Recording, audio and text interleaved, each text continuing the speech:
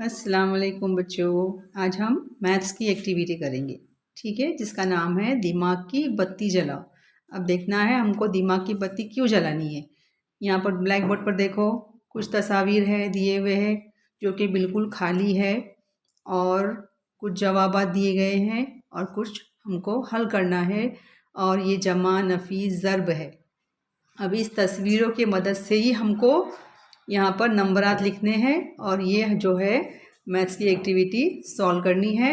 मैं आपको थोड़ा सा बता दूँ, थोड़ी सी हिंट दे रही हूँ कि यहाँ पे हमको कलर का ध्यान में रखना है। रेड कलर है, ग्रीन कलर है और ऑरेंज कलर है, मतलब सेब है, हरा, लाल, संतरा है ना। तो यहाँ जो कलर में जो आप नंबर लिखोगे वो नंबर ऐसे लिखो कि आखिर के नंबर उसमें आ जाए और ये एक्टिविटी पूरी तरह से सॉल्व हो जाए।